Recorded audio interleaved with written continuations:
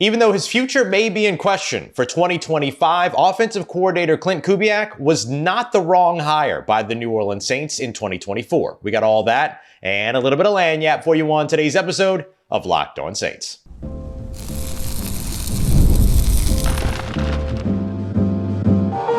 You are Locked On Saints, your daily New Orleans Saints podcast, part of the Locked On Podcast Network, your team every day.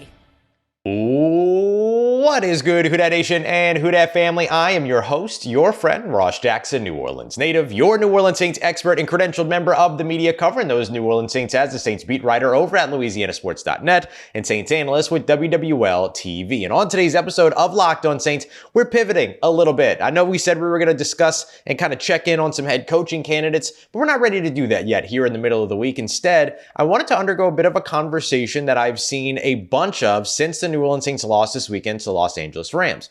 Was the hiring of offensive coordinator Klint Kubiak a mistake by the New Orleans Saints? I want to explain why I don't believe it is. We're going to take a look at a bunch of different elements to back that up. So here's what we're going to look at on today's episode.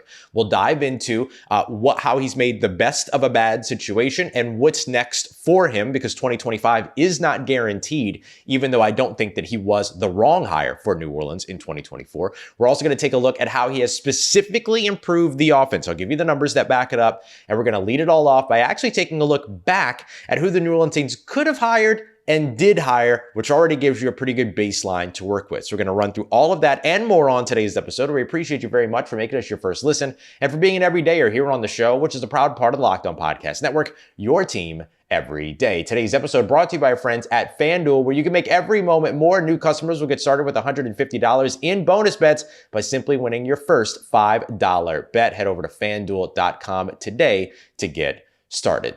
New offensive coordinator Klint Kubiak for the New Orleans Saints was not a mistake.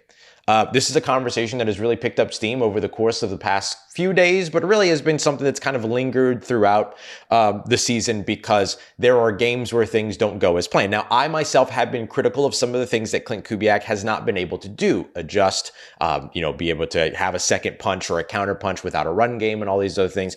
But these are all marks of a young offensive coordinator. And even though he was a top candidate across the entire NFL when it came to the offensive coordinator position, he is still that.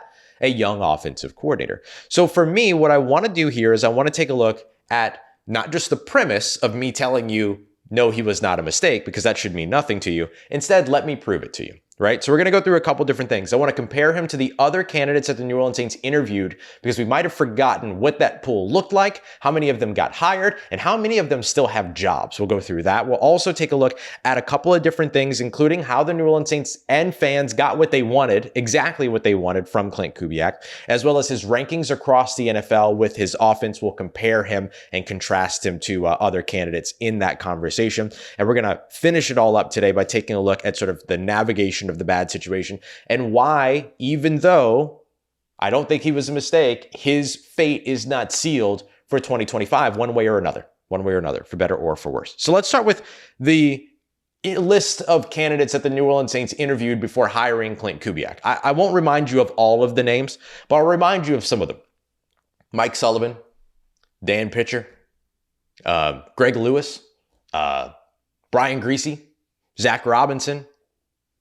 Some of these names you might recognize, some of these names you didn't remember, and that's okay. I didn't remember some of the names on this list either, and that's not even the entire list. There's still a couple of other guys that were interviewed as well, including, of course, former Saints quarterback coach Ronald Curry, who's done a fantastic job over in Buffalo, even though he's not going to get credit for it because Josh Allen was already good and Joe Brady's going to get all the shine. But Ronald Curry making some really good progress in terms of his trajectory in his career. We're very happy to see that. So here's what I want to kind of look at here. If you want to see the specifics on what each of those coaches have done, or each coach that is on this interview list, the 11 coaches that the New Orleans Saints interviewed, you can find that over at LouisianaSports.net. I'm not going to bore you with that right now, though. But what I'm going to do is I'm going to give you some facts, all right? The Saints interviewed 11 different coaches for their open offensive coordinator position after moving on from Pete Carmichael. And remember, they could have also brought Pete Carmichael back. They did not make that decision. So of the 12 candidates that the New Orleans Saints did interview, only 4 of them, or not did interview, but Pete Carmichael could have kept his job, right? So of the 12 options that they had, including the 11 that they interviewed and the incumbent, 4 were hired as offensive coordinators. 4. And that list is very short. It is, of course, Klint Kubiak and Zach Robinson, who, if you remember correctly, Zach Robinson was 1A, Klint Kubiak was 1B on this very show in terms of who the Saints should hire as their offensive coordinator. The other 2 offensive coordinators to get jobs this offseason, Luke Getsy with the Las Vegas Raiders and Shane Waldron with the Chicago Bears. So of those 4 that got jobs, 2 still have them. Klint Kubiak, Zach Robinson in the NFC South.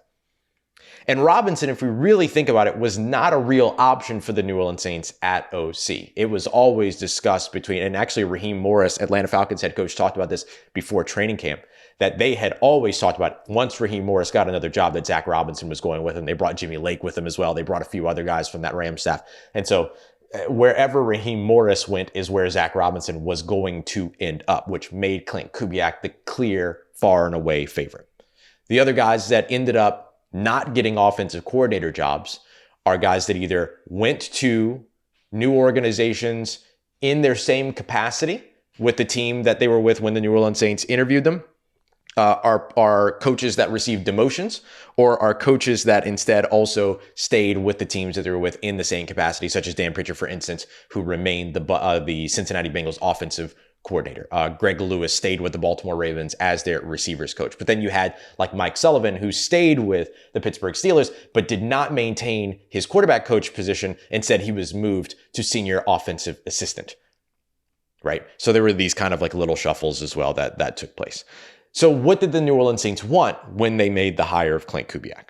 Okay, we can see now that just compared to the pool of candidates, Shane Waldron, Luke Getsy, they got fired. Klint Kubiak, Zach Robinson, they kept their jobs. So what did they want? They wanted the Sean McVay system. They wanted the Mike Shanahan system. Those were the 2 systems that they were digging in on. You've seen that now benefit, and you've seen that now work already for the New Orleans Saints. They got exactly what they wanted. They got more motion. They got more play action. They got more condensed formations. They got more outside zone runs. They got what it is that they were looking for. And that is a big way that Klint Kubiak has made the offense better here in New Orleans. Motion went from 31st in the NFL at just over 34% to 16th in the NFL at 50%. And remember, they didn't run a lot of motion for a good chunk of the season while Derek Carr was not under center. So if you look at just the Derek Carr games, there's even more motion than just 50% in those games. Play action, they went from last in the NFL to 21st in the NFL, from 13.4% to 22.3%. Condensed formations, they went from 29% to 39%. That's a piece of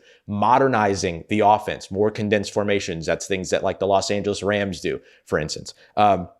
And then the outside zone run went from 57%, just over 57% to over 70%, number 1 in the NFL in the frequency of outside runs. They got exactly what it was that they wanted. They didn't hire Klint Kubiak and then Klint Kubiak come in and do something different than what they expected. They got exactly what it was from him that they wanted. And by getting those things, it has improved the New Orleans Saints offense. Let's get to that next. I want to discuss specifically with the stats, data, all that stuff to back it up around how it is that Klint Kubiak made this offense better and why his ability right now to hang with a guy like Zach Robinson across the division is more impressive than what Zach Robinson is doing in Atlanta. We got that coming up for you next as we continue on with today's episode of Locked On Saints, part of Locked On Podcast Network, your team every day.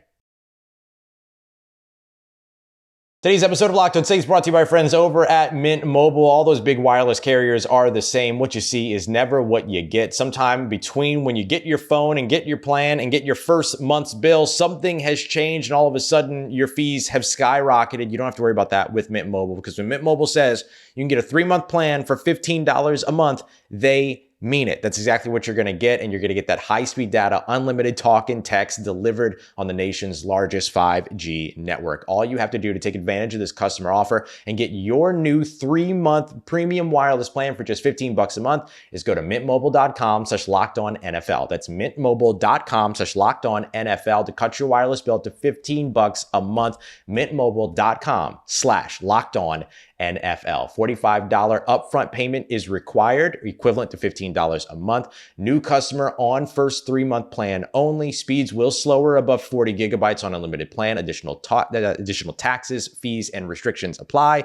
See Mint Mobile for details. Today's episode also brought to you by our friends over at PrizePicks, the easiest and most fun way to play daily fantasy sports. You can tell by the millions of users that they have, but also the billions of award winnings that they've already given out, so you can win real money over at PrizePicks today simply by knowing your favorite players, your favorite sports, your favorite teams. That's all that it takes. It's not you versus a bunch of mystery lineups that are all, spreadsheet wizards and all these other things with way too much time on their hands. No, it's you versus the house. It's just you versus projections. PrizePicks is going to give you performance projections for individual players in games. All you got to do is pick more or less. And if you end up hitting on those, 2 to 6 of those, you win up to 100 times your cash back. You want to check them out today at prizepicks.com. Just Locked On NFL to get started, and use that promo code Locked On NFL to get $50 instantly when you play your first $5 lineup. Download the PrizePicks app today and use that code Locked On NFL to get $50 instantly when you play your first $5 lineup. PrizePicks, run your game.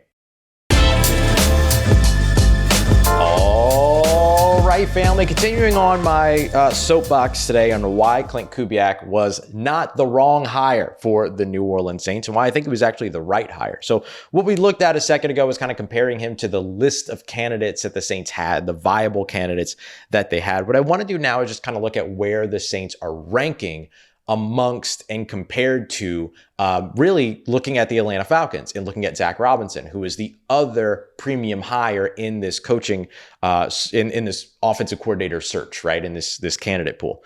So what I want to make sure I'm not saying here is I'm not trying to say that Zach Robinson is doing poorly. What I'm trying to say is that Zach Robinson is actually doing well, unfortunately for the Saints in Atlanta, and Klint Kubiak is doing just as well in just about every single metric. And I think that that's the thing that I really want to drive home with this. So that's the big takeaway. If you look at, the Saints should have hired Zach Robinson as opposed to hiring Klint Kubiak. Well, Zach Robinson's doing about the same with more than what Klint Kubiak has had. So the thing that I want to highlight here is that you're going to hear a lot of things about rankings and where the Saints rank versus where the Falcons rank and stuff like that. I'll tell you why it's important here in just a second. So let's start off with kind of the basic things, right? Total offense in terms of yards. New Orleans ranks number 12 in the NFL right now. Atlanta ranks number 8. New Orleans ranks better in this metric right now than they did last season as well, by the way, when it comes to total yards on offense. So that's a place where Atlanta is doing better, but only 4 spots better. Scoring offense, New Orleans Saints has the advantage right now. Klint Kubiak has the advantage, number 14 versus Atlanta, Zach Robinson at number 19. Then you look at passing offense and rushing offense, as well as turnover rate. New Orleans is leading Atlanta in rushing offense as well as turnover rate, and turnover rate by a wide margin, by the way. The Saints turn the ball over at only 8.5% when it comes to their turnover rate. The Atlanta Falcons, 13.8%. A lot of that just has to do with the fact that Kirk Cousins is such a chaotic player, 6 interceptions, 0 touchdowns over the course of the last 2 games. That's going to end up impacting that number for certain. But the other thing is, are you putting your quarterback in position to take care of the football? We've seen that so far, not only with Derek Carr, but also with a rookie quarterback in Spencer Rattler, that for the most part throughout those games, he was put in position to take care of the football. Atlanta's passing offense is number 4 in the NFL. New Orleans is at number 19. That's the biggest discrepancy you're going to find between these two teams in terms of Atlanta being in the lead on a metric. And a lot of that has a lot to do with a lot of things. So we'll cover that here in just a moment. Here's the other thing that I want to mention on top of all this as well. You have also, we were talking about motion, play action, condensed formations, and the outside run earlier. And we talked about how the Saints have improved in every single one of those metrics pretty drastically, actually, under Klint Kubiak than where they were last year. Well, on every single one of these metrics, Klint Kubiak and Zach Robinson are either very much the same or Klint Kubiak is ahead. When it comes to motion, Klint Kubiak's offense, 50%. Zach Robinson's offense, 59%. We'll point out, Zach Robinson has had his starting quarterback the entire season. Klint Kubiak has not. Play action, Klint Kubiak, 22.3%. The Atlanta Falcons in Zach Robinson, just over 14%. 31st in the NFL when it comes to play action usage. The Atlanta Falcons are. Condensed formations, they're basically the same, 39% versus 38%. And then when it comes to outside run, the Saints are number 1 in the NFL at 70.3%, while the Atlanta Falcons with Bijan Robinson are 65.7%, number 3 in the NFL. So much the same, pretty much the same there as well. But still, you can see that Klint Kubiak's offense is in the lead in terms of many of these metrics. So what I think you can say here pretty significantly is that the Saints' other best option in the offensive coordinator search outside of Klint Kubiak is Zach Robinson, or was Zach Robinson, even though he wasn't a viable candidate because of what we discussed in terms of, wherever Raheem Morris was going is where Zach Robinson was going, but he was their best other option. There's no doubt about that. And that is evidenced by Shane Waldron being fired. That is evidenced by Luke Getsy being fired. And that's evidenced by all the other guys they interviewed not getting jobs as offensive coordinators across the NFL. Or in Gerard Johnson's case, who I want to be respectful to, did not take a job, right? He was a guy that said, no, I'm staying in Houston. And he pulled away from all of those offensive coordinator conversations.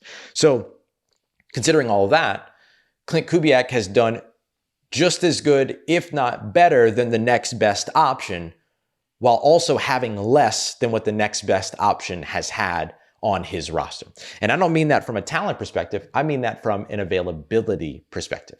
So this is where we kind of have to get into a little bit of the conversation and the caveat of quantifying a little bit of what it is that Klint Kubiak has been without.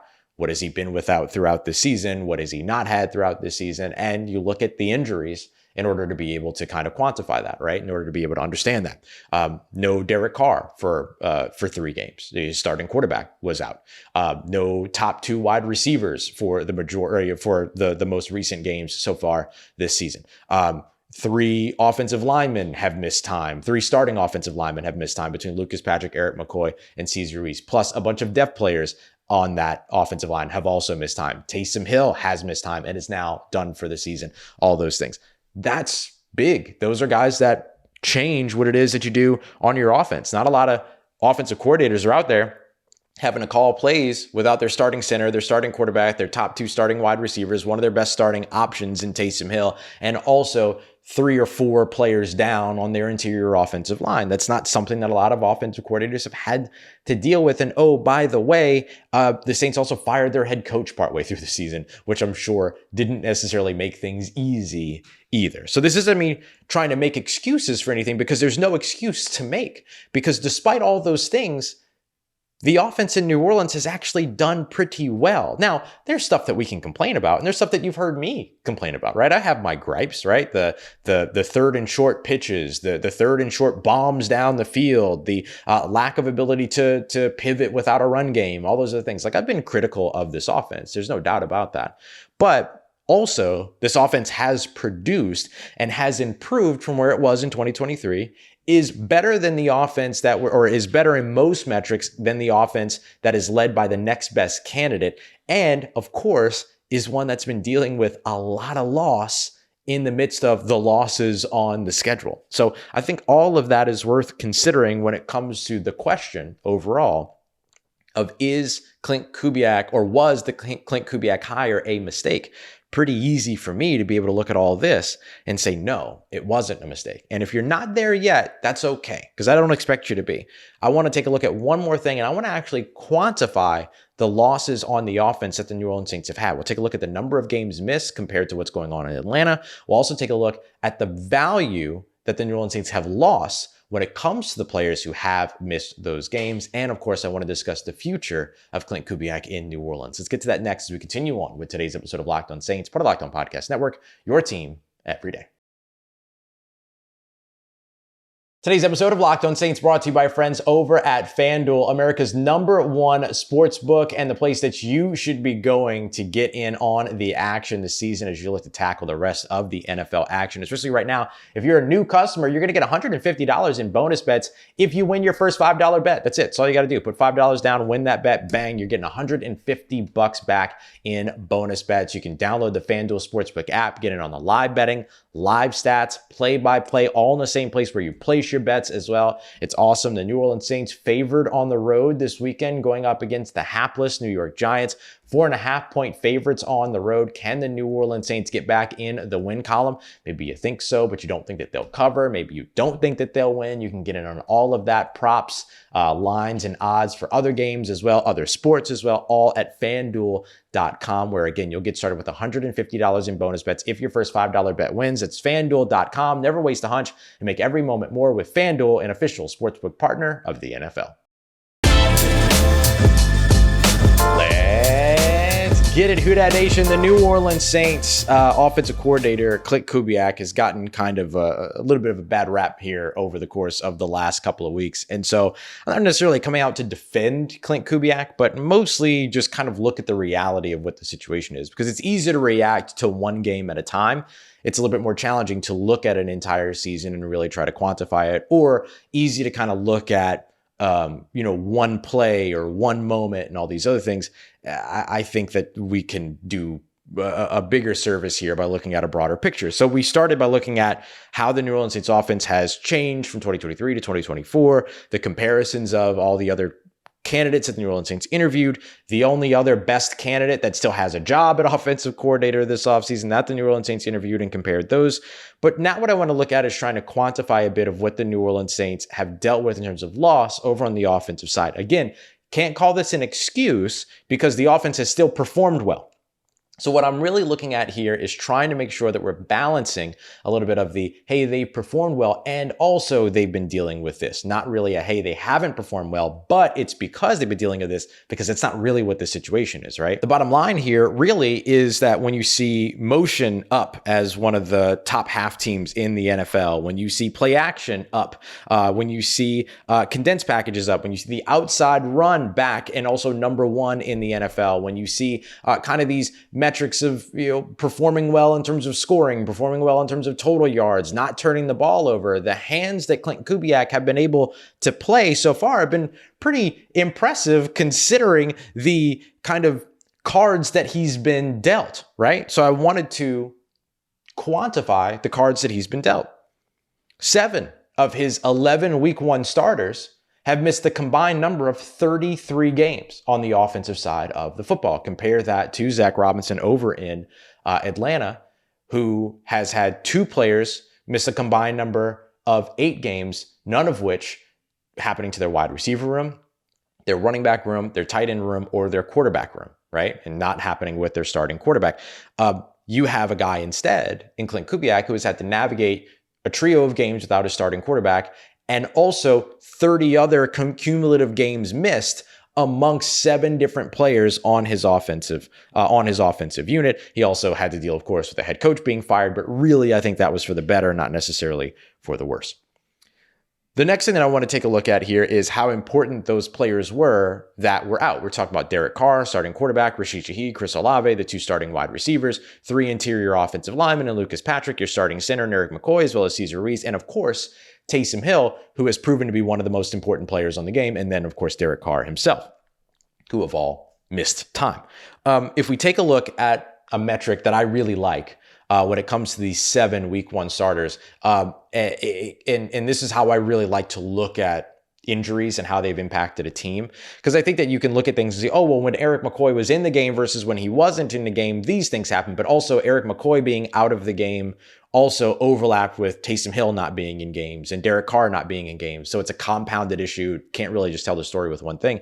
So instead, we look at things like wins above replacement and points above replacement, which are basically just a measure of a player's value for that specific team compared to what it is that a replacement level player might bring to their position for that specific team. So you look at Chris Olave, Rashid Shaheed, Taysom Hill, Erik McCoy, Lucas Patrick, Cesar Ruiz, as well as Derek Carr. Of those 7 players, 6 of them all rank within the top 100 at their position when it comes to a combined composite of wins above replacement and points above replacement, meaning that they are all of value to their team. In fact, the lowest ranked one is Chris Olave, who's 87 out of 199, but Rashid Shaheed was 25 out of 199. So ranked number 25 or 25th.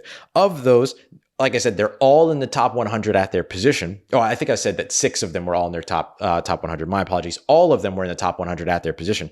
However, 6 of them were in the top 50 at their position, and 3 of them in the top 30 of their position. 2 of them in the top 20. That's Derek Carr as well as Taysom Hill. And Taysom Hill himself was just outside of the top 5 when it comes to his position at tight end at number 6 out of 122 tight ends in combined wins above replacement and points above replacement, which again just quantifies the value of that player to that specific team as compared to a replacement player. So that shows you just how much the New Orleans Saints did not have on the field when those 7 players of their starting 11 were out, right? Or their starting 12, we'll call it, because Taysom and Jamal and some of these other guys also were involved in that opening week 1 starting unit. But that to me helps you to tell the story. Because not only are all 7 of these players in the top 100, not only are 6 of them in the top 50 at their position, Derek Carr's inherently in the top 50 because there's only 44 quarterbacks that were rated, but then 3 of them in the top 30, and Derek Carr in the top half of quarterbacks, beyond the top half of quarterbacks, but they also, those absences overlapped with one another. Again, it's 33 combined gains missed amongst those 7 players, and that's without factoring in Bub Means and Kendre Miller and Jamal Williams and backup offensive linemen that were supposed to be starting in place of the offensive linemen that were already missing and all those other things. So that's the other thing that I wanted to make sure that I mentioned here. So now what's next for Klint Kubiak? Because yeah, okay, great. That's the hand that he was dealt. He made the best of a bad situation and has done pretty well in terms of the hands that he's been able to play with a bad deck. But that doesn't mean that he's going to be back in 2025. So A, why is that? B, what does that actually mean? And then C, how can that change? So A, why is that? Is because the Saints are going to be hiring a new head coach in 2025. Now, it could be Darren Rizzi. And if Darren Rizzi becomes or remains goes from interim head coach to full-time head coach, it's very likely that he would keep Klint Kubiak in as the offensive coordinator. Why? Because of everything that we just broke down today. Because he's done a very good job as the New Orleans Saints offensive coordinator and was the right hire for the New Orleans Saints at offensive coordinator. However, it might not be about Klint Kubiak's performance when it comes to whether or not he's around in 2025. And that's just the unfortunate truth of the NFL. So B, why is this? Well, it's because of the fact that if you hire a head coach that is not Darren Rizzi, or you hire a head coach that's not a defensive play caller, then you're probably going to be either hiring somebody that's an offensive play caller or hiring somebody that wants to come in and bring in both of their coordinators and play callers. And even if you hire somebody that's a defensive play caller, that person might have a buddy. That person might have a friend that they like working with. That person might have somebody's system that they really admire, that they're close to, that they really like, and all those other things. And they might decide that they want to bring that person in to call the offense instead of Klint Kubiak as offensive coordinator. It's that simple. How do you avoid it? Well, maybe an Aaron Glenn shows up and becomes your new head coach. Maybe a Darren Rizzi stays, and then therefore Klint Kubiak stays as well. I could see that happening. You hire somebody that's not an offensive play caller, like an Aaron Glenn, that comes in, handles the defense, and says, I really like what you did, Klint. You get to hang around, especially because of the way that you navigated everything with all those injuries and stuff like that. Can't wait to build this with you. So there's a chance that ends up happening. But when it becomes really, really complicated is if a Ben Johnson says, you know what? I like the patience of the New Orleans Saints. I like the start from scratch era that they're about to go into. And I like the fact that they're going to be committed to giving me an opportunity to align with what it is that they want. And they're going to align with what it is that I want, because that's what they've proven over the course of time. Dan Campbell says, hey man, go over there because you're going to get whatever it is that you want. And Ben Johnson gets sold on it and says, yep, going to New Orleans. Klint Kubiak's gone. Because Ben Johnson's coming in and he's calling his own offense, right? There's no doubt about that. It's not mean. It's not rude. It's not a bad thing. It's just that's the throes of the NFL sometimes. So that's why I say that Klint Kubiak's fate in 2025 is not sealed, but it's not because of his own undoing. It's not because he came up short.